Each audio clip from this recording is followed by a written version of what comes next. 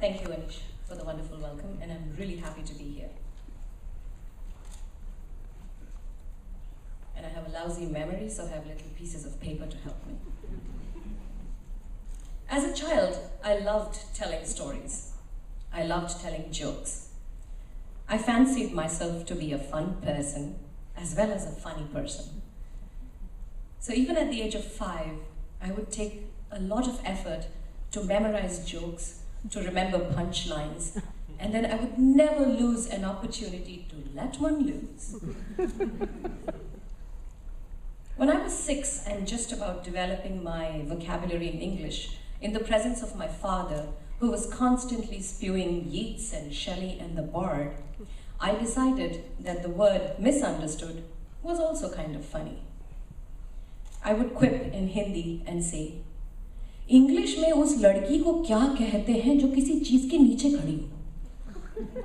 The translation would be, what would you call a girl who's standing under something? And I would not give anybody the opportunity to say anything, and bam, I would say, misunderstood. Get it? Misunderstood. That was my first tryst with the word misunderstood.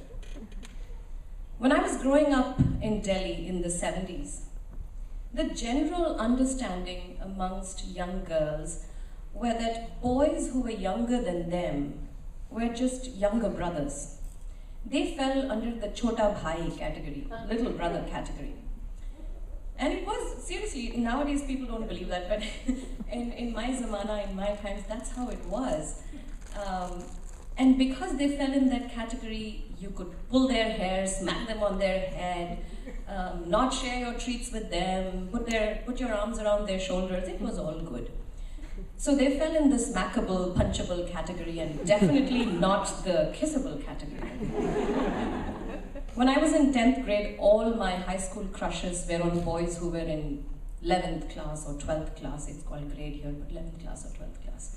And it was really unthinkable to think of the boy in the 9th class as anything outside of the smackable category. Fast forward to 2001, I am fresh off the Microsoft Rapid Transit line between Delhi and Redmond.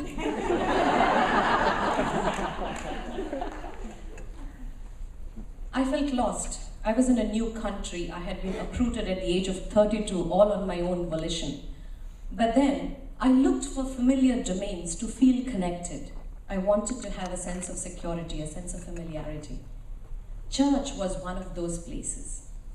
It was such a delight to walk into church and hear the priest say the exact same words, after all it's Mass, that the priest in India would say. It was an immediate sense of relief. I was like, that's very familiar, and I would feel good. So every week I would go and spend some time in the church, in the local church, and say the rosary. And I didn't see any Indian folks around. This was a long time ago. This was a long time ago in Crossroads. If I saw another brown person, I would be like, hey, Indian guy. Now I'm like, oops, so many people. Gosh, I should know these guys. I don't. But I'm sitting and praying the rosary, and somebody comes to me and says, oh, why are you sitting alone and praying the rosary? You know, there is a young adults group that meets in, XYZ room. You should go there. So I said, okay, I'll go there. So I went and I met a bunch of really lovely single young folks. And I had a great time. I enjoyed hanging out with them. And soon I made a lot of friends, and I became the exotic minority. I drank cardamom chai in the morning. I wore jasmine perfume. 3 people already asked me about the perfume here. I burned sandalwood incense in my house. And my skin is the color of double tall latte, extra hot, no foam. Everyone was so eager to learn about me. I felt very special, and I felt very accepted.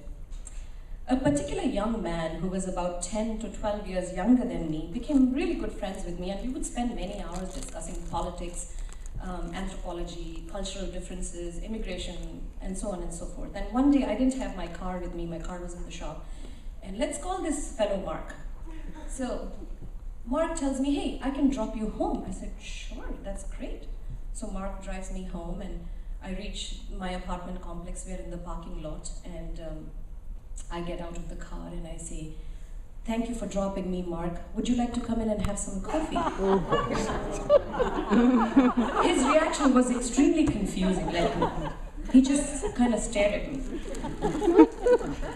You see, my parents taught me to be a good host.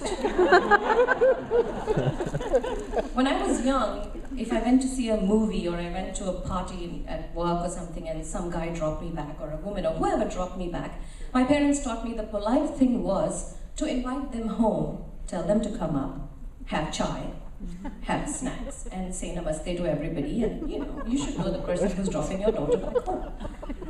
So I was just trying to be a good host. So completely, not sure as to why Mark's face looked like that, I turned to him again and said, "No, really, would you like to have some coffee?" And he said, "Are you sure?" "Yes, I am. You took the trouble of dropping me home. That's very kind of you. I would love to make some coffee for you." I said, "Okay, but are you sure?" I said, "Tea, perhaps?" He still didn't look very interested, and I was thinking, oh my God, let me run an inventory of my refrigerator. Do I have milk? Do I have this? Is my house clean? Did I flush? What?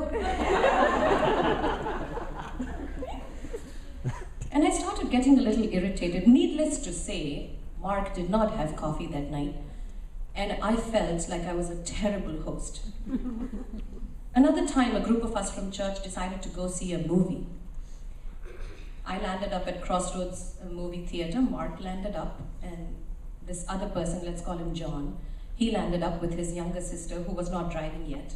And then as we were waiting for the movie to start, John's girlfriend, who apparently had a fight the day before, lands up, and to make up, and he's all excited, and he goes away with her. And his sister, who doesn't have a car, also goes away with her. So now Mark and I are left, and we have tickets for a movie. So I just say, okay, let's see a movie. And at the end of the movie, we are hungry. So we see a pizza store and we eat some pizza. In my mind, it was an evening where some friends bailed to go after their love interests, and some friends ended up watching a movie.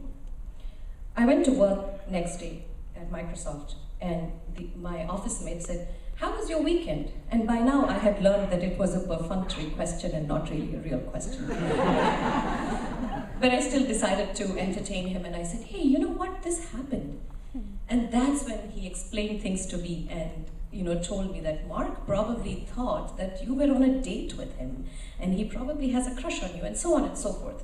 Needless to say, I made a note in my calendar thinking I need to have a conversation with Mark where I tell him he's in the smackable category. As I settled down, helpful colleagues at work and at church helped me with the process of figuring out what to do, where to buy a microwave. I discovered Home Depot, I discovered Best Buy, I discovered all kinds of big shopping things, Costco. The largesse of everything just scared me. And it took me a while to get used to the fact that ice creams sit next to onions and potatoes. They never did in India. I was working on getting my driver's license.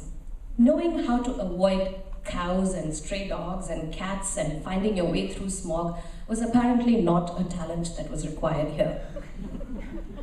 I struggled to leave the one-car distance.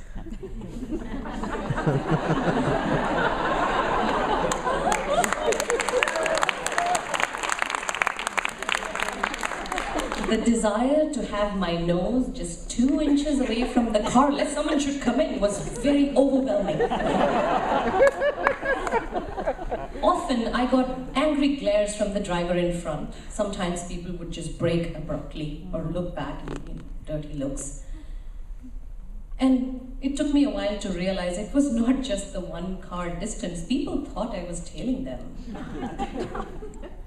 Most of my misunderstandings or being misunderstood happened in the first few months of living in the US. I have a long list that I plan to maybe cover in a book sometime, but there are some that are very fresh and they're relevant even today, happen to me even today. So I will finish with that. 1. Oh, your name is Joyce Paul. Did you change your name to come here? What is your Indian name? 2. You're Catholic? You go to church? Your parents didn't mind that you converted from Hindi?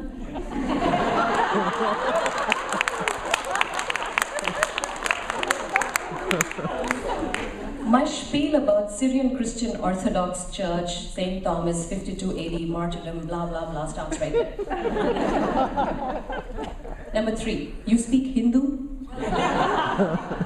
I could. It's kind of doable, given that I have extensive training in an Indian classical dance form called Pratidhwani. I could.